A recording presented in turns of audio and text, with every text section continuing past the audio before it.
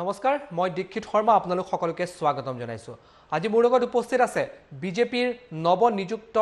ৰাজ্যিক সাধাৰণ সম্পাদক আৰু সাংসদ পল্লৱ লোচন দাস ডাঙৰীয়া প্ৰথমে স্বাগতম জনাইছো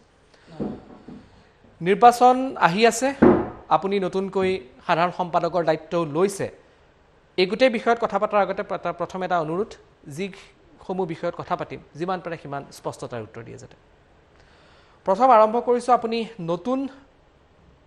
নৱনিযুক্ত বিজেপিৰ ৰাজ্যিক সাধাৰণ সম্পাদক সাংসদ হিচাপে আপুনি আছে কি দেখিছে 21ৰ নিৰ্বাচন কাৰণ ডাঙৰ চ্যালেঞ্জ আছে আপোনালোকৰ কাৰণে 21ৰ নিৰ্বাচন কি দেখিছে স্পষ্ট ভাষাত যদি ক'বলৈ যাওঁ এনে ক'বলৈ গ'লে মানুহে হয়তো ভাবিব বেলেগ ধৰণে কিন্তু আমি যি ধৰণে ৰাইজৰ কাম কৰিছোঁ আৰু যি ধৰণে আমি পৰিকল্পিত ব্যৱস্থাৰে ৰাইজৰ ওচৰলৈ গৈছোঁ আৰু ৰাইজৰ যিখিনি মৰম আৰু আশীৰ্বাদ আমি অনুভৱ কৰিছোঁ তৃণমূল পৰ্যায়ত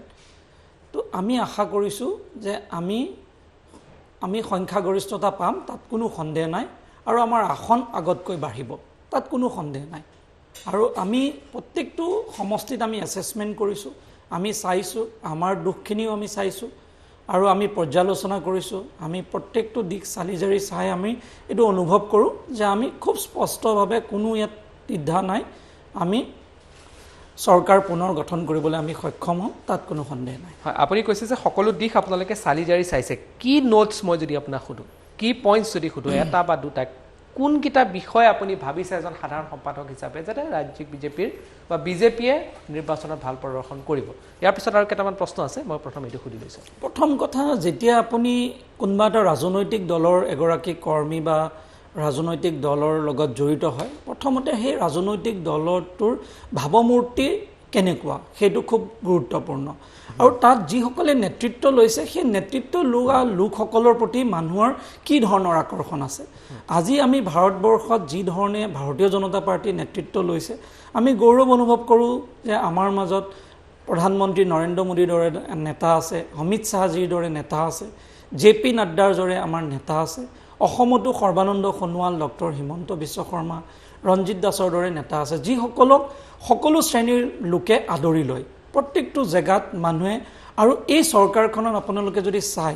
চৰকাৰখনে প্ৰত্যেকটো জাতি জনগোষ্ঠীৰ প্ৰত্যেকটো অঞ্চল প্ৰত্যেকটো সমস্যাক এড্ৰেছ কৰিবলৈ চেষ্টা কৰিছে 100% কৰিছে বুলি ক'বলৈ নাযাওঁ কিন্তু এড্ৰেছ কৰিছে আৰু অসমীয়া মানুহৰ আবেগ যিখিনি জড়িত যিখিনি জাতি জনগোষ্ঠীৰ বহু এনেকুৱা সমস্যা আছিলে যিখিনি এড্ৰেছ আগতে কৰা নগ'ল সেইখিনি কৰা গ'ল আৰু চৰকাৰখনে যিমান পাৰে স্বচ্ছ আৰু নিকাভাৱে দুৰ্নীতিৰ বিৰুদ্ধে যাতে এটা স্পষ্ট নীতি ল'ব পাৰে কিছু হ'লেও আমি এইখিনি ক্ষেত্ৰত সক্ষম হৈছোঁ আৰু ৰাইজে উন্নয়নটো কিছু হ'লেও নিজৰ নিজৰ অঞ্চলসমূহত দেখা পাইছে যে পৰিৱৰ্তন কিছু হ'লেও হৈছে এই যিখিনি নতুন ধৰণে আজি চৰকাৰখনে 5টা বছৰ 4টা বছৰত আজি কাম কৰিছে এই কামখিনিয়ে আমাৰ হ'ব মূল শক্তি আৰু এই শক্তিকে আমি আধাৰ হিচাপে লৈ আমাৰ যিসকল ৰাষ্ট্ৰীয় পৰ্যায়ৰ নেতা বা আমাৰ ৰাজ্যিক নেতা আমি তেখেতসকলৰ যি ছবি এইখিনিক লৈ আমি ৰাজনীতিলৈ যাম বা নেতৃত্ব দিব অহা 21ৰ নিৰ্বাচনৰ সময়ত চাওক আমাৰ সমূহীয়া নেতৃত্বত ভাৰতীয় জনতা পাৰ্টীয়ে বিশ্বাস কৰে আৰু ভাৰতীয় জনতা পাৰ্টীয়ে নেতৃত্ব দিব এবাৰ সকলোৱে দিব নেতৃত্বটো আমি উমৈহতীয়াভাৱে আপুনি ইলেকশ্যন কেম্পেইন কমিটি হয় ইলেকশ্যন মেনেজমেণ্ট কমিটি হয় আৰু সেই কমিটিসমূহে গোটেই ইলেকশ্যনটো পৰিচালনা কৰে মুখ্যমন্ত্ৰী কোন হ'ব মুখ্যমন্ত্ৰী বৰ্তমান সৰ্বানন্দ সোণোৱালদেৱে খুব সুন্দৰভাৱে কাম কৰি আছে চৰকাৰৰ কামখিনি খুব তৃণমূল পৰ্যায়ত গৈ আছে আৰু বৰ্তমান পৰ্যায়লৈকে চৰকাৰৰ সেই আদৰ্শ নীতিক লৈ আমি কাম কৰি আছোঁ কিছুদিনৰ পূৰ্বে আপুনি ডক্টৰ হিমন্ত বিশ্ব শৰ্মাৰ নাম উল্লেখ কৰি কৈছিল যোগ্যতা থকাৰ কথা এটা বিতৰ্ক হৈছিল চাওক বিতৰ্কটো আপোনালোকে বিশ্লেষণ কৰাৰ ওপৰত কথা কোনোবা মানুহ এগৰাকী যোগ্য অযোগ্যৰ সেই বিচাৰটো এটা অন্য প্ৰসংগ আৰু মুখ্যমন্ত্ৰীৰ নেতৃত্ব দিয়া বা দলে তেখেতক নেতৃত্ব দিয়া এইটো অন্য প্ৰসংগ আজি মই সাধাৰণ সম্পাদক হৈছোঁ মোৰ দৰে বহুত ব্যক্তি সাধাৰণ সম্পাদক হোৱাৰ যোগ্যতা আছে বহুত অজস্ৰ আছে কিন্তু তাৰে মাজত দলে মোক সাধাৰণ সম্পাদকৰ দায়িত্ব দিছে এইটো মিনিং নুবুজায় যে মই সাধাৰণ সম্পাদক হোৱাৰ মানে যে মুখ্যমন্ত্ৰী পদৰ যোগ্য বা অযোগ্য বিষয়টো আপোনালোকে কিয় ক'ব লগা হয় কিয়নো আনিলে সেইটো প্ৰশ্ন সুধিছিলে পীযুষ হাজৰিকা ডাঙৰীয়া যে ডক্টৰ হিমন্ত বিশ্ব শৰ্মা মুখ্যমন্ত্ৰীৰ বাবে যোগ্য হয়নে এই প্ৰশ্নটোৰ উত্তৰহে কেৱল দিছিলে অন্যতো আমিতো কোৱা নাই আপুনিতো তাত সাপোৰ্টিং ৰোল হিচাপে আপুনি সাপোৰ্টিংৰ কোনো কথাই নাই সাপোৰ্টিং আপুনি সাপোৰ্টিং ৰোলত আহি পেলাই কথাটো কৈছিল ঠিক আছে মই ভাবিলো পীযুষ হাজৰিকাক ক'লে এই বিতৰ্কটো কিয় কৰিব লগা হয় কাৰণ সকলোৱে জানে যে বৰ্তমান সময়ত এই বিতৰ্কবিলাক যেতিয়া আহে তেতিয়া মানুহে এইটো যেন খুব চৰ্চা হ'ব আৰু একাংশ এইটো বিচাৰে যে ডক্টৰ হিমন্ত বিশ্ব শৰ্মা সৰ্বানন্দ সোণোৱাল ভাৰতীয় জনতা পাৰ্টিৰ মাজত এটা বিতৰ্ক হওক আৰু যি বিতৰ্কৰ মাধ্যমেৰে যাতে দলটোৰ সংগঠনটো দুৰ্বল হওক এওঁলোকৰ মাজত ভাগ হওক এটা পৰিকল্পিত ব্যৱস্থাৰে একাংশই চেষ্টা কৰিছে কিন্তু আমিতো দুৰ্বল নহওঁ কাৰণ আমি স্পষ্ট নীতিৰে আমি আগবাঢ়ো মানে ক'ৰবাত মুখ্যমন্ত্ৰী কেন্দ্ৰিক বিতৰ্ক এটা বিজেপিৰ ভিতৰত আছে নেকি একো নাই 1% নাই আপোনালোকে যিহেতু আমি মুখ্যমন্ত্ৰী বনাব নোৱাৰো যিহেতু সেইটো আমাৰ সম্পৰ্কই নাই আমি দলৰ কাৰ্যকৰ্তা সংগঠন কেনেকৈ শক্তিশালী কৰিম কেনেকৈ আমি বিধায়ক জিকাম আৰু কেনেকৈ বিজেপিৰ এগৰাকী মুখ্যমন্ত্ৰীয়ে কাম কৰিব আৰু অসমৰ ৰাইজক আমি সুৰক্ষা দিম আমাৰ যি প্ৰত্যাহ্বান আছে সেই প্ৰত্যাহ্বানক আমি ধৰি ৰাখিব পাৰিম সেইখিনিৰ কাৰণে আমি কাম কৰি আছো আমি কোনোদিন আজি মই মোৰ ক্ষেত্ৰতে দেখিছোঁ এটা সময়ত মই বিধায়ক হিচাপে নিৰ্বাচিত হ'লোঁ তাৰপিছত মোক দলে মন্ত্ৰী হিচাপে দায়িত্ব দিলে আকৌ দলে মোক ক'লে নহয় আপুনি সাংসদ নিৰ্বাচনত যাওক মই সাংসদ নিৰ্বাচনত গ'লোঁ সাংসদ হ'লোঁ তাৰপিছত দলে আকৌ কৈছে যে আপুনি ৰাজ্যিক নেতৃত্ব সাধাৰণ সম্পাদক হিচাপে কাম কৰে তো আমাৰ দলত এইটোৱে যে আপোনাক যোনটো সময়ত যি দায়িত্ব দিব আপুনি সেইটো পালন কৰিব লাগে সিমানখিনিয়ে আমাৰ এখতিয়াৰ থাকে মই ডিচাইড কৰিব নোৱাৰোঁ যে মই কি দায়িত্ব পালন কৰিম দলে ডিচাইড কৰিব যে মই কি দায়িত্ব পালন কৰিম কিন্তু মন্তব্যটো দিয়া হৈছিল বিতৰ্কতাটো আপোনালোকৰ মাজতে আৰম্ভ হৈছিল বিতৰ্কৰ একো বিষয়ে নহয় এইটো বিতৰ্ক কৰিবলগীয়া একো বিষয়ে নহয় কাৰণ এইটো কিনো বিতৰ্কৰ বিষয় মইতো নাভাবোঁ যে এইটো কিবা বিতৰ্কৰ বিষয় কাৰণ যিটো বিষয় আমাৰ হাতত নাই কোনোবা এগৰাকী দুগৰাকীয়ে কিবা যোগ্যতা অযোগ্যতাৰ ওপৰতহে কথা কৈছে এইটোতো কোনো বিতৰ্ক কৰা নাই আমিতো সকলোৱে মিলি দলটোৱে সংগঠিত ৰূপত কাম কৰিছে দল শক্তিশালী আৰু চৰকাৰখনো সকলোকে লগত লৈ কাম কৰিছে আমাৰ মিত্ৰজোঁটৰ সকলোৱে আমি একত্ৰিত হৈ কাম কৰি আছো তাততো একো বিতৰ্ক হ'বলগীয়া মইতো নাভাবোঁ আপোনালোকে তেতিয়াহ'লে মন্তব্যটো যিহেতু দিছিল ক'ৰবাততো কিবা এটা ভিতৰত কিবা এটা আছিল গৈছে কেনে থাকে মইতো নাভাবোঁ যে ইয়াত কিবা এনেকুৱা বিতৰ্ক আছে কোনো বিতৰ্ক ইয়াত নাই আৰু আমি ভাৰতীয় জনতা পাৰ্টিত আহি যিটো বুজিছোঁ ভাৰতীয় জনতা পাৰ্টিৰ নেতৃত্বই বুজিবলৈ সময় লাগিল নেকি কথাটো তেনেকুৱা একো কথা নাই ভাৰতীয় জনতা পাৰ্টিত মই নিজৰে মোৰ ব্যক্তিগত মই অনুভৱটো মই নিজে পাইছোঁ মই নিজে নাজানো যে মই সাংসদ খেলিব লাগিব মই নিজে গম নাপাওঁ যে মই মন্ত্ৰীসভাত সোমাম বুলি মোৰ টিকেট মই পাম নে নাই মই সেইটোৱে নাজানিছিলোঁ মই টিকেট পালোঁ জিকিলোঁ কিন্তু মন্ত্ৰী হ'ম নে নাই মই সেইটোও নাজানো কিন্তু মই মন্ত্ৰী হ'লোঁ তাৰপিছত মই সাংসদ হোৱাৰ মই আবেদনো কৰা নাই মই নাজানো মোক দলে দিলে আৰু মই ইভেন সাধাৰণ সম্পাদকৰ ক্ষেত্ৰতো সেইটোও মই কোনো ধৰণৰ তেনেকুৱা নাজানিছিলোঁ দলে মোক ক'লে যে আপুনি এতিয়া সাধাৰণ সম্পাদক হ'ল আপুনি সাধাৰণ সম্পাদক হ'ল ৰাজ্যৰ ৰাজনীতিত আকৌ আহাৰ মন আছে নেকি চাওক মোৰ ব্যক্তিগত ইয়াত এনেকুৱা কথা নাই মই কি বিচাৰোঁ সেইটো ইম্পৰ্টেণ্ট নহয় দলে আমাক কি দায়িত্ব দিব সেইটো ইম্পৰ্টেণ্ট বহুত মানুহে বিচাৰিব পাৰে 100জন মানুহে মই এইটো বিচাৰোঁ মই সেইটো বিচাৰিব পাৰে মানে আপোনাৰ মন আছে নেকি বাৰু ৰাজ্যিক ৰাজনীতিলৈ চাওক মোৰ মনৰ কথা নাই আমি দায়িত্ব মোক দলে ইতিমধ্যে ৰাজ্যিক সাধাৰণ সম্পাদকৰ দায়িত্ব দিছে ইতিমধ্যে মই ৰাজ্যৰ ৰাজনীতিৰ লগত জড়িত স্পষ্টভাৱে মই দলৰ সংগঠনৰ সভা বা নিৰ্বাচনত মই ইতিমধ্যে দলৰ ওপৰত কথা দলৰ ওপৰততো মই নহয় দলে যি দায়িত্ব দিব কালি যদি দলে ভাবে নহয় আপুনি সকলো দায়িত্ব ল'লে এতিয়া আপুনি বেলেগ এটা দায়িত্ব লওক বা আপুনি এনেকুৱাই কাম কৰক যি দিব সংসদীয় ৰাজনীতিত ৰাখিবলৈ দলে বিচাৰিলে তালে আৰু ৰাজ্যৰ বিধানসভাত দলে দিলে তালৈ গ'লোঁ এতিয়া দলে মানে দলীয় কাম কাজ কৰিবলৈ দিছে সেইখিনি কৰিম তাত কোনো বিতৰ্ক নাই আৰু সকলোৱে আমি ইয়াত পৰিয়ালৰ দৰে কাম কৰোঁ সকলো সৌহাৰ্দ্যপূৰ্ণ সকলোৱে মৰম কৰে সকলোৱে ভাল পায় ইজনে সিজনৰ ব্যৱহাৰ খুব ভাল সকলোৱে মিলি কাম কৰি আছোঁ আপুনি দেখিব একদম আমাৰ ভাৰতীয় জনতা পাৰ্টিত আমি যেতিয়া বহু সব একদম ভাতৃৰ দৰে বন্ধুৰ দৰে সকলোৱে মিলি একেলগে মিলি আমি কাম কৰোঁ আপোনাৰ যদি মিটিঙৰ ভিতৰতো যদি আপোনালোকে খবৰ কৰে আপুনি দেখিব সকলোৱে সকলোক সন্মান কৰি কথাখিনি কৰে আৰু সব নিকাচ স্পষ্টভাৱে আমি কামখিনি কৰোঁ তো এইকাৰণে ইয়াত কোনো ছিষ্টেম নাই সকলো ইউনাইটেড আৰু আমাৰ লক্ষ্য এইটো নহয় যে কোনোবা এগৰাকী ব্যক্তিক আমি কিবা এটা দায়িত্ব দিয়াটো আমাৰ লক্ষ্য আমাৰ হৈছে অসমৰ কি পৰিৱেশ আছে এই পৰিৱেশটোত আমি সদায় এনেকৈ থাকিব পাৰিম নে নাই এইটো এটা ডাঙৰ প্ৰত্যাহ্বান আৰু সেইকাৰণে আমি কাম কৰি আছোঁ সাংসদ হিচাপে হৈ যোৱা আপোনাৰ এবছৰ হৈ গ'ল মই আজিৰ তাৰিখত যদি এই মুহূৰ্তত সাংসদ হিচাপে পল্লৱলোচন দাসক সোধো, সাংসদ হিচাপে এই এবছৰীয়া কাৰ্যকালক কিমান নম্বৰ দিব পল্লৱলোচন দাসে 10ৰ ভিতৰত নিজকে? চাওক, সাংসদ হিচাপে কাম কৰাৰ যিখিনি সুযোগ আমি পাব লাগিছিলে সেইখিনি অলপ কম পালোঁ, মই নিজে অনুভৱ কৰোঁ। কাৰণ সাংসদ হিচাপে মই একদম প্ৰত্যেকটো দিশ চাই মোৰ এটাই সুবিধা হ'ল যে আমাৰ বিধায়কসকল 9টা বিধানসভা সমষ্টি 8গৰাকী বিজেপিৰ বিধায়ক। আপুনি যে প্ৰথম আৰু সাংসদ হিচাপে কাম কৰাৰ সুযোগ মানে কেইবাটাও বিষয় আছে। আপোনাক প্ৰথম কথা, যেতিয়া আমি দিল্লীলৈ গুচি গ'লোঁ, দিল্লীত গৈ দিল্লীৰ কামখিনি আমি তাত বুজি মেলি তাৰ কামখিনি কৰোঁ। যেতিয়া কামখিনি আমি তৃণমূল পৰ্যায়ত ইমপ্লিমেণ্ট কৰাৰ যিটো পৰিকল্পিত ব্যৱস্থাৰে আহিলোঁ, তাৰপিছত কা আন্দোলন আহিলে। কা আন্দোলনৰ পিছতে এই কৰোণা ভাইৰাছৰ মহামাৰীৰ এই পৰিৱেশ। তো আমি গাঁৱৰ ৰাইজৰ ওচৰত গৈ এটা এটা যিখিনি ভাৰতীয় জনতা পাৰ্টীৰ কেন্দ্ৰীয় নেতৃত্ব বা নৰেন্দ্ৰ মোদী ডাঙৰীয়াৰ যিখিনি আঁচনি সেইখিনি সফল ৰূপায়ণ কৰিবলৈ আমি অলপ ক'ৰবাত অলপ অসুবিধা পালোঁ। কিন্তু তথাপিও আমাৰ দলৰ কাৰ্যকৰ্তাসকলে কামখিনি আমি 100% ভালভাৱে কৰিবৰ কাৰণে চেষ্টা কৰিছোঁ। আৰু চৰকাৰৰ যিমানবিলাক আঁচনি সেইবিলাক যাতে ৰূপায়ণ হওক সেইখিনি। আৰু কেইবাটাও নিজকে আপুনি কিমান নম্বৰ দিব? চাওক, মই নিজে নম্বৰ দিয়াটো কোনো ঠিক নহ'ব, কাৰণ মোক নম্বৰ ৰাইজে দিব। সেইকাৰণে মই নিজক যদি নিজে ৰেটিং, কাৰণ বিভিন্ন সময়ত দেখা পোৱা যায় যে যদি এইখিনি সময়ত আপুনি যদি জানুৱাৰীৰ পৰা বাদ দিয়ে বা মাৰ্চলৈকে ফেব্ৰুৱাৰীলৈকে, এইবাৰ ফেব্ৰুৱাৰী মাৰ্চলৈকে সংসদৰ অধিৱেশন চলি আছে লকডাউনৰ আগলৈকে, তো তেনেকুৱা ক্ষেত্ৰত সংসদত যিটো বলিষ্ঠ ভূমিকা এজন সাংসদ হিচাপে থাকিব লাগিছিলে, ক'ৰবাত নহয় ক'ৰবাত আপোনালোকৰ সেই ভূমিকাটো বা আপুনি সেই ভূমিকাটোত ক'ৰবাত সেই ধৰণৰ বলিষ্ঠ ভূমিকা আপোনাৰ পৰা দেখা পোৱা নাযায় বা যোৱা হোৱা নাই, কাৰণটো কি? সেইটো আপোনালোকে নিজে এনালাইচিছ কৰিব। কিন্তু প্ৰথমবাৰৰ বাবে সংসদত কোনোবাই টি ইণ্ডাষ্ট্ৰীৰ ওপৰত কথা ক'লে। প্ৰথমবাৰ টি ইণ্ডাষ্ট্ৰী যে অৱস্থা বেয়া, আজিলৈকে কোনো টি ইণ্ডাষ্ট্ৰীৰ ওপৰত একো নক'লে যে কেনেকৈ এক্ট এমেণ্ডমেণ্ট কৰিব। প্ৰথম চাহ বাগিচাত বিদ্যালয় স্থাপন কৰিব লাগে, সেইখিনিয়ে মই প্ৰথম কৈছিলোঁ। তাৰপিছত চাইল্ড লেবাৰৰ ক্ষেত্ৰত যে চাইল্ড লেবাৰটো এবলিছ কৰি পেলাই যে আমি চবেই আণ্ডাৰটেকিং দিব লাগে যে আমি চাইল্ড লেবাৰ নাৰাখোঁ বুলি, সেইখিনিও মই প্ৰথম আমি কৈছিলোঁ। আৰু আপুনি যদি চাই পুৰণা, আপোনালোকে গৈ সংসদত গোটেইখিনি চাব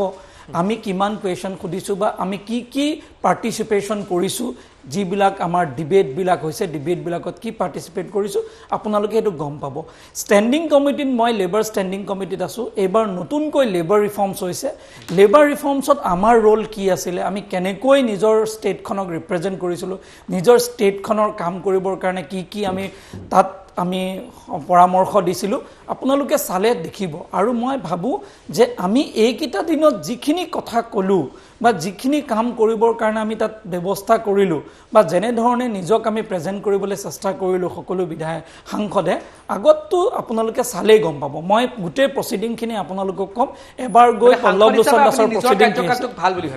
মই এতিয়ালৈকে যিখিনি আমি কৰিছোঁ, আমি তুলনামূলকভাৱে আগতকৈতো বহুত ভাল কৰিছোঁ। হয়তো আৰু এক্সপেক্ট কৰে ৰাইজে, আৰু বেছি হ'ব লাগিছিলে, কিন্তু আমি যিখিনি নতুন হিচাপে তাত গৈ যিখিনি মুখ্য, মই নিজে চাহ বাগিচাৰ পৰা অহা, চাহ বাগিচাৰ সমস্যা সম্পৰ্কে মই প্ৰথম ক'বলৈ তাত সুযোগ পাইছিলোঁ আৰু চবেই এপ্ৰিচিয়েটো কৰিছিলে। তাৰ কাৰণে লেবাৰ ল ৰিফৰ্মছো হৈছে। আজি প্লেণ্টেশ্যন লেবাৰ এক্টখন এমেণ্ডমেণ্ট কৰিব লাগে বুলি ক'লোঁ, আজি প্লেণ্টেশ্যন লেবাৰ এক্টখন এমেণ্ডমেণ্ট হৈছে। আজি কোড অন ৱেজেছ এমেণ্ডমেণ্ট হৈছে। কোড অন ৱেজেছ আমি কৈছিলোঁ, তাৰ এমেণ্ডমেণ্ট হ'ল। চাহ বাগিচাত স্কুল বনাবৰ কথা আমি কৈছিলোঁ, সেইখিনিৰ কাৰণে চৰকাৰে ব্যৱস্থা কৰিছে। টি ইণ্ডাষ্ট্ৰিটোক ৰিভাইভেলৰ পলিচিৰ কথা আমি কৈছিলোঁ, তাৰ কাৰণে চৰকাৰে এতিয়া কাম কৰি আছে। তো আমি যিখিনি ৰেইজ কৰিছিলোঁ সেইখিনি অন্ততঃ চৰকাৰে কৰাৰ চেষ্টা কৰিছে। তো সেইকাৰণে আমি ভাবোঁ যে আমি তুলনামূলকভাৱে যথেষ্ট ভালকৈ ৰিপ্ৰেজেণ্ট কৰিবৰ কাৰণে অসমখনক আমি চেষ্টা তাৰ মাজতে প্ৰশ্ন আছে, কিন্তু ক'ৰবাত নহয় ক'ৰবাত আক্ষেপ আছে, প্ৰশ্ন নিশ্চিতভাৱে আছে। আপুনি যদিও নম্বৰ দিব বিচৰা নাই নিজকে, আপুনি ৰাইজলৈ ঠেলি দিছে, কিন্তু এইটো এটা প্ৰশ্ন থাকিব যে আপুনি বা আপোনাৰ পাৰফৰ্মেঞ্চক কিমান নম্বৰ দিছে। মই পুনৰ ৰাজ্যৰ ৰাজনীতিৰ বা নিৰ্বাচন কেন্দ্ৰিক বিষয়টোলৈ আহিছোঁ। শেহতীয়াকৈ দেখা পোৱা গৈছে যে কংগ্ৰেছ আৰু AIDFৰ যি মিত্ৰতা আছে, সেই মিত্ৰতা প্ৰায় চূড়ান্ত হওঁ যদিও কংগ্ৰেছৰ ভিতৰ চৰাত ইয়াক লৈ পেলাই কিছু যি মতানৈক্য দেখা পোৱা গৈছে, বহুত নেতাই মতানৈক্য দিছে, কিন্তু গৰিষ্ঠ সংখ্যক নেতাই AIDFৰ লগত মিত্ৰতাটোৰ ক্ষেত্ৰত মানে তেওঁলোকৰ পক্ষত থকাৰ দেখা পোৱা গৈছে, গৰিষ্ঠ সংখ্যক কংগ্ৰেছী নেতাই। আৰু AIDFৰ ফালৰ পৰাও তেনেধৰণৰ ইংগিত বৰ্তমান পাই থকা হৈছে। বিজেপিৰ ৰাজ্যিক সাধাৰণ সম্পাদক হিচাপে মই আপোনাক সুধিব বিচাৰিছোঁ যে এই যিটো সমীকৰণ হ'ব, এই সমীকৰণে বিজেপিৰ অংকত আউল লগাবগৈ নেকি 21? বিজেপিৰ ফলাফল আগতকৈ ভাল হ'ব এই যেতিয়া তেওঁলোকে এই এলায়েন্স কৰিব, কাৰণ আপাৰ আছামত কংগ্ৰেছ নাথাকে আৰু কংগ্ৰেছৰ সেইকাৰণে আপাৰ আছামৰ যিমান বিধায়ক আছে সকলোৱে এইটো বিৰোধিতা কৰিছে, সকলোৱে মুকলিভাৱে বিৰোধিতা কৰিছে। কিয়? তেখেতসকলে জানে যে যিসকল বিধায়ক আজি আপাৰ আছামৰ পৰা আহে তেওঁলোকে কোনো কাৰণত তাত কংগ্ৰেছৰ এইকাৰণে প্ৰশ্নটো সুধি আছোঁ 2019 লোকসভা নিৰ্বাচনৰ যদি আপুনি ভোটিং শ্বেয়াৰ চাই, আপুনি যদি কংগ্ৰেছ আৰু AIDFৰ ভোটিং শ্বেয়াৰটো যদি আপুনি মিলাই দিয়ে আৰু আপোনালোকৰ মিত্ৰজোঁটৰ যদি মিলাই দিয়ে তেতিয়াহ'লে সংখ্যাটো বেছি পোৱা যায়। এই সমীকৰণে আউল নলগাবনে ভোটিং শ্বেয়াৰ? কোনো ধৰণৰ আউল নলগায়। 2016টো আপুনি যদি চাই কংগ্ৰেছ আৰু AIDF আপোনালোকৰ যেতিয়া বিধানসভা নিৰ্বাচন হৈছিলে আপোনালোকৰ মিত্ৰজোঁটে যিমান ভোট পাইছিলে ভোটিং শ্বেয়াৰতকৈ 1% বেছি আছিলে কংগ্ৰেছ আৰু AIDFৰ। তেওঁলোকে যেতিয়া আনুষ্ঠানিক মিত্ৰতা কৰা নাছিল। ভোটিং শ্বেয়াৰ কিমান হৈছে এইটো ডাঙৰ কথা নহয়, চিট কিমান জিকিছে। আপুনি ক'ৰবাত 1 লাখ মাৰ্জিনত জিকিলে, ক'ৰবাত আপুনি 5,000 মাৰ্জিনত জিকিলে, ডিফাৰেঞ্চটো তাত। আপুনি 1 লাখ মাৰ্জিনত জিকিলে কাৰণে এলায়েন্স বা গ্ৰেণ্ড এলায়েন্স কৰি যায় সেই সমষ্টিকেইটাত য'ত সমীকৰণত অকণমান ভোটত ইফাল সিফাল হয় তেতিয়াতো গোটেই সমীকৰণ সলনি হৈ যাব। সমীকৰণৰ খেলৰ কথা নাই, চব সময়ততো তেনেকুৱা নহয়। আমি অসমৰ মানুহে কি বিচাৰিছে? আজি অসম আন্দোলন কিয় হৈছিলে আপুনি কওক? অসমৰ মানুহৰ মূল আৱেগ ক'ত জড়িত হৈ আছে? যে আমাক একাংশই আগ্ৰাসন কৰিছে, তাৰ কাৰণে ইমান আন্দোলন। এই আগ্ৰাসনৰ বিৰুদ্ধে আমাৰ গোটেই সংগ্ৰামটো IMDT আইনখনক লৈ কিমান হুলস্থুল। IMDT আইন বাতিল হোৱাৰ পিছত যিটো দল নতুনকৈ গঠন হৈছে আৰু সেই দলৰ লগত যদি কংগ্ৰেছে ইয়াত মিত্ৰতা কৰি নিৰ্বাচন খেলিবলৈ যায় আৰু অসমীয়া জাতিক সুৰক্ষা কৰাৰ যদি কথা ক'ব, এইটোত আৰু কি থাকিল কথাটো? আৰু ইয়াত আৰুতো বেলেগ কোৱাৰ কোনো প্ৰয়োজন নাই। মই AIDFৰ এজেণ্ডাৰ কথা নকওঁ, কিন্তু কংগ্ৰেছৰ যদি AIDFৰ লগত যায় আৰু AIDF আৰু কংগ্ৰেছৰ লগত মিত্ৰতা হোৱাৰ পিছত ভাৰতীয় জনতা পাৰ্টি দুৰ্বল হ'ব এনেকুৱা নহয়, ভাৰতীয় জনতা পাৰ্টি অধিক শক্তিশালী হ'ব আৰু সকলো অন্যান্য যিসকল শুভাকাংক্ষী অসমক ভাল পোৱা প্ৰত্যেকজন মানুহে ভাৰতীয় জনতা পাৰ্টিৰ পক্ষত সমৰ্থন আগবঢ়াব। তাৰমানে এই সমীকৰণে আপোনালোকৰ অংকত কোনো খেলিমেলি নহয়। আমি চৰকাৰ গঠন কৰাত আমাৰ কোনো সুবিধা নহ'ব। এই সমীকৰণটোৰ লগত কংগ্ৰেছ AIDFৰ সমীকৰণটোৰ লগত যদি নতুন যিখিনি ৰাজনৈতিক দল বৰ্তমান খুলিবলৈ গৈ আছে আঞ্চলিক ৰাজনীতিটো, সেই সমীকৰণটো যদি মিলাই দিয়া যায় তেতিয়াও কিন্তু ইমান এটা সহজ হৈ থকা দেখা নাপায়। সেইখিনি চাওক, ভাৰতীয় জনতা পাৰ্টীয়ে কেৱল ক্ষমতাৰ কাৰণে আজি কাম কৰি থকা নাই। ভাৰতীয় জনতা বা অন্যান্য দল আজি কৃষক মুক্তিয়ে নিজৰ দলৰ কথা ঘোষণা কৰিছে। কৰিব, চবেই কৰিব পাৰে। গণতান্ত্ৰিক দেশত সকলোৱে ৰাজনৈতিক দল গঠন কৰিব পাৰে, কিন্তু ৰাজনৈতিক দলসমূহৰ এটা আদৰ্শ, এটা নীতি আৰু এটা লক্ষ্য থাকে। কেৱল ক্ষমতাই তেওঁলোকৰ লক্ষ্য হ'ব নেকি? আজি যদি সদৌ অসম ছাত্ৰ সন্থাই আজি তেওঁলোকে পলিটিকেল পাৰ্টি খুলিবলৈ গৈছে আৰু যি সদৌ অসম ছাত্ৰ সন্থাৰ মূল IMDTক লৈ আন্দোলন কৰিছে, আকৌ যদি AIDF কংগ্ৰেছৰ লগত আকৌ মিত্ৰতা কৰে, যি কংগ্ৰেছক গণশত্ৰু বুলি কৈ তেওঁলোকে গোটেই সংগ্ৰাম কৰিছিলে, গোটেই উৰেটো জীৱন কংগ্ৰেছক বয়কট কৰিছিলে, কংগ্ৰেছৰ ওপৰত আক্ৰমণ হৈছিলে, কংগ্ৰেছী মানুহৰ ওপৰত আক্ৰমণ হৈছিলে, আজি আকৌ কংগ্ৰেছৰ লগত যদি মিত্ৰতা কৰে, আকৌ যদি কংগ্ৰেছৰ লগত মিলি যদি চৰকাৰ বা ক্ষমতাই লাগে বুলি যদি তেওঁলোকে আগবাঢ়ে, আমাক সমালোচনা কৰিছে, ইজ ফাইন।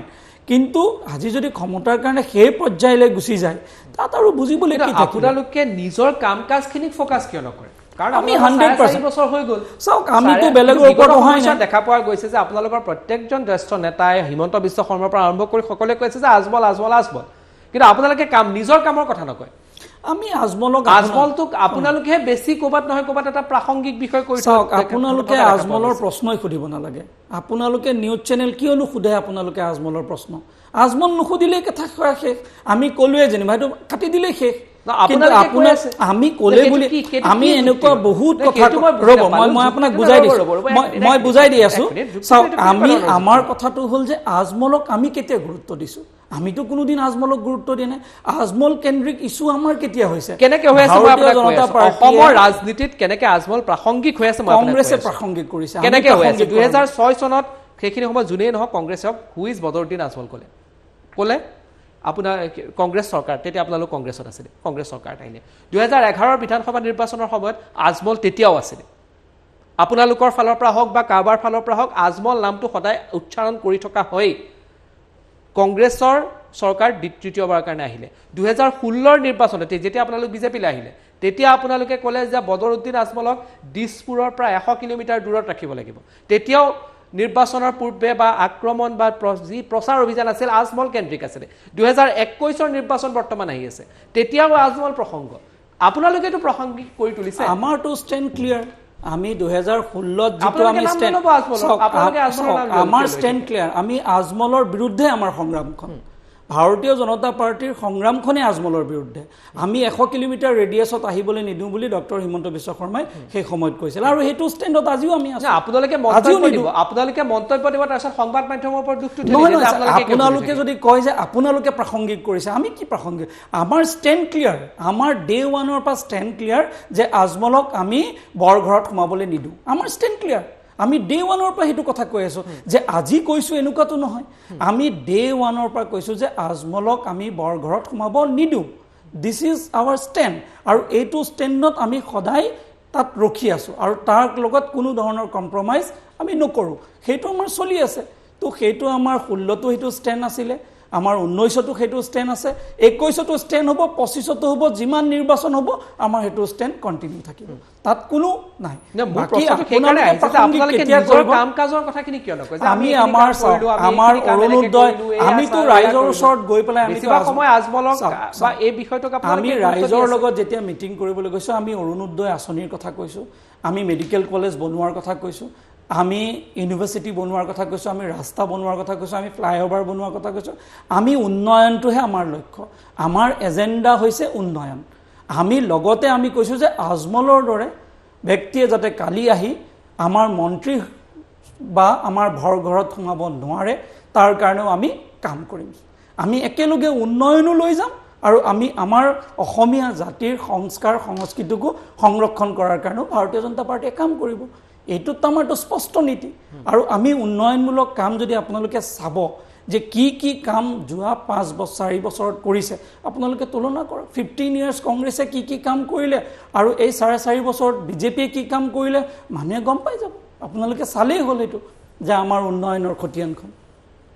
খতিয়ানখন আপোনালোকে দিলে এতিয়া কা আন্দোলনৰ বিষয়ে যদি মই সুধি থাকোঁ এটা বিজেপিত নতুনকৈ এটা ট্ৰেণ্ড আহিছে যিসকল বিশেষকৈ কলা সংস্কৃতিৰ লগত জড়িত থকা মানুহ তেওঁলোকে কা বিৰোধিতা কৰিলে তেওঁলোকক যোগদান কৰা এটা নতুন মানে এটা প্ৰতিযোগিতা চলিছে চাওক গণতান্ত্ৰিক দেশত এখন স্বাধীন দেশত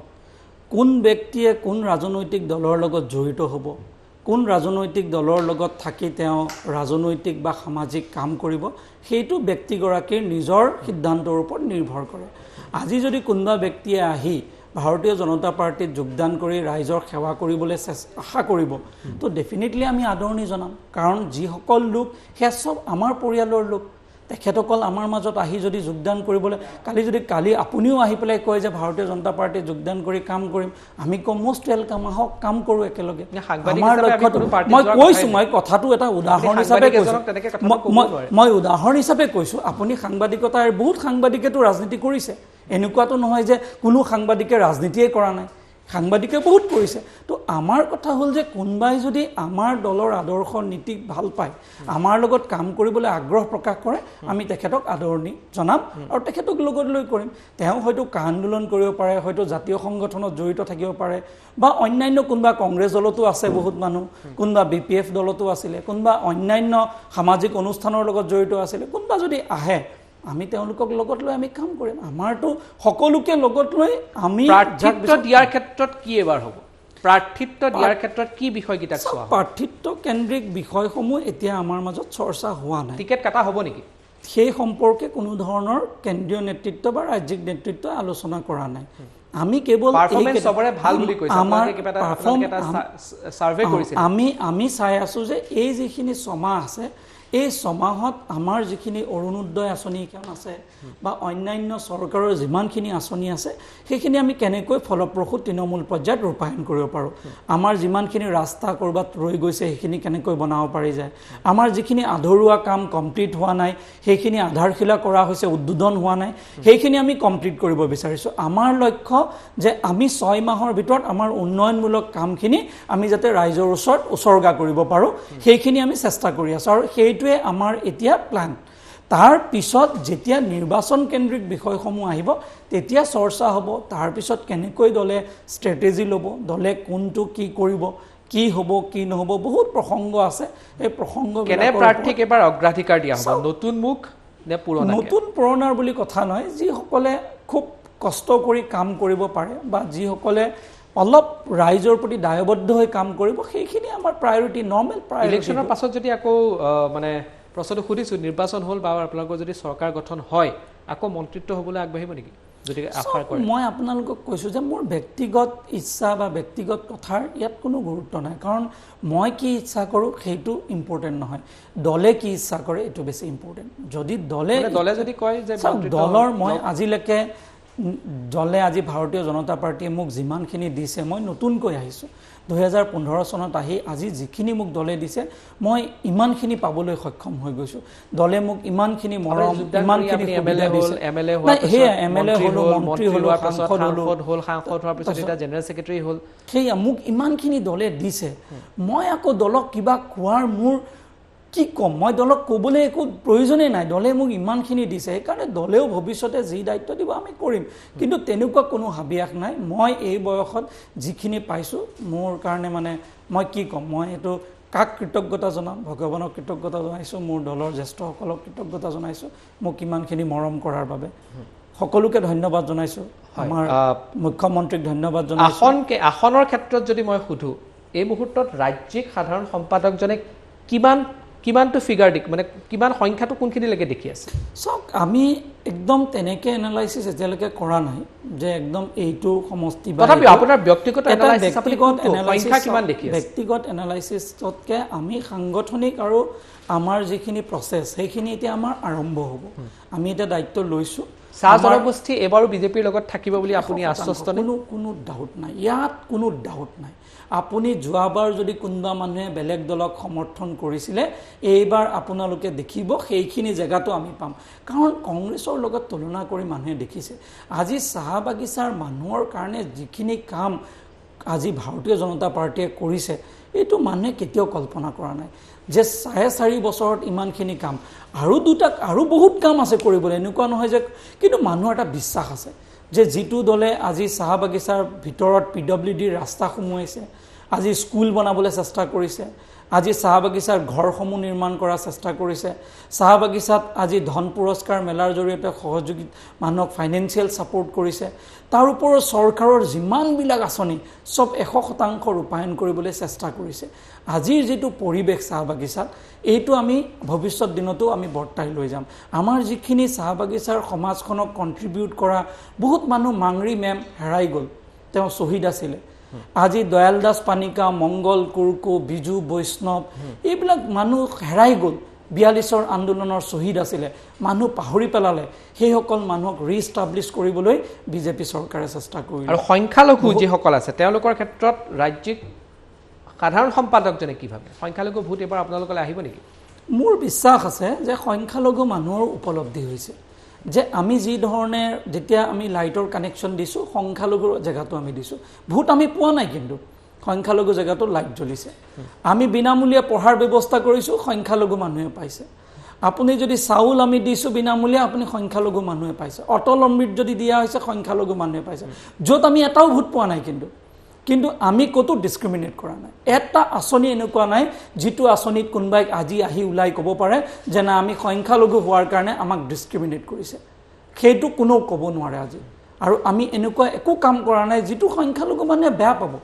তেনেকুৱা আমি একো কাম আজিলৈকে ভাৰতীয় জনতা পাৰ্টীয়ে কৰা নাই তো সেইকাৰণে আমি ইভেন কেন্দ্ৰীয় নেতৃত্বই আজি 3 তালাকৰ দৰে গুৰুত্বপূৰ্ণ ইছ্যুটো আজি তাত আজি ব্যৱস্থা কৰা হৈছে তো যিখিনি তেওঁলোকৰ লং পেণ্ডিং ইছ্যুজ আছিলে যে কেনেকৈ শিক্ষানুষ্ঠান নতুনকৈ নিৰ্মাণ কৰিব পৰা যায় কেনেকৈ পঢ়া শুনা কৰিব পৰা যায় কেনেকৈ স্বাস্থ্য তেওঁলোকক ভাল কৰিব পৰা যায় সেইখিনি সকলো আমি প্ৰায়ৰিটি ৱাইজ আমি কাম কৰি আছোঁ গোৱালপাৰাত মেডিকেল কলেজ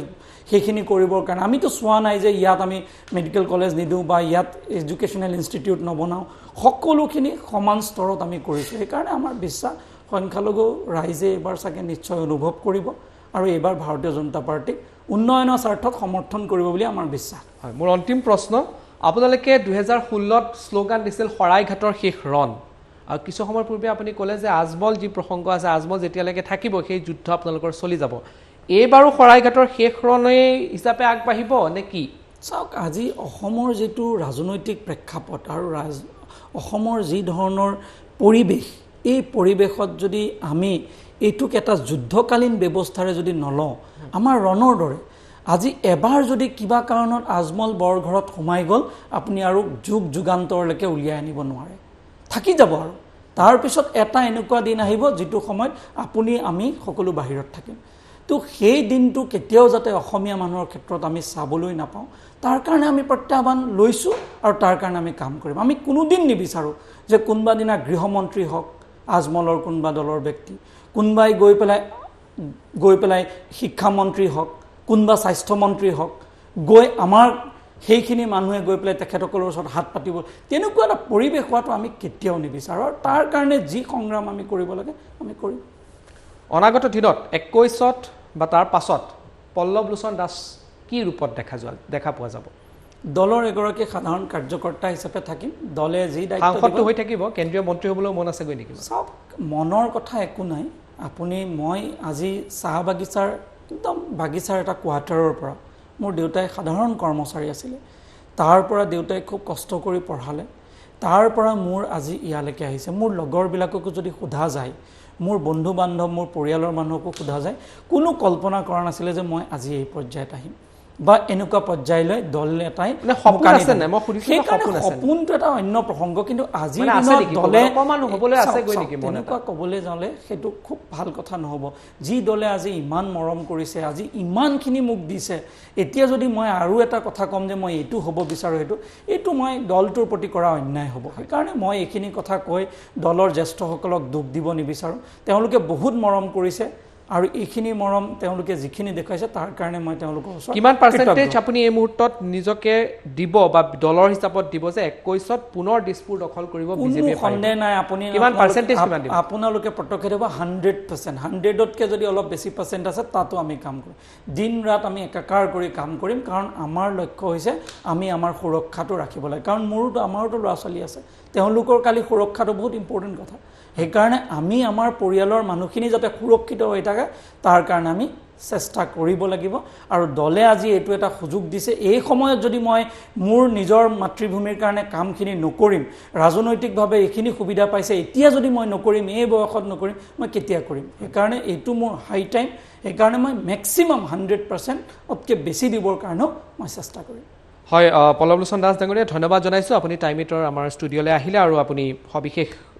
আপোনাৰ যি ভাৱ আছিল সেইখিনি আপুনি ব্যক্ত কৰিলে ধন্যবাদ জনাইছোঁ আৰু প্ৰথমটো আপোনাৰ সাধাৰণ সম্পাদক হোৱাৰ পিছত চাগে এইটো প্ৰথমটো আনুষ্ঠানিক সাক্ষাৎকাৰ ধন্যবাদ দীক্ষিত শৰ্মা ডাঙৰীয়া ধন্যবাদ জনাইছোঁ আৰু এয়া আছিলে পল্লৱলোচন দাস সাংসদ আৰু বিজেপিৰ ৰাজ্যিক সাধাৰণ সম্পাদক যে বদৰুদ্দিন আজমলক 100 কিলোমিটাৰ দূৰত দিছপুৰৰ পৰা ৰখাৰ তেওঁলোকৰ যি প্ৰতিজ্ঞা আছে সেই প্ৰতিজ্ঞা এতিয়াও তেওঁলোকে পালন কৰি থাকিব আৰু সেইবাবে যিখিনি কৰণীয় আছে কৰণীয় যিখিনি আছে সেইখিনি কৰি গৈ থাকিব তেওঁৰ মন্তব্য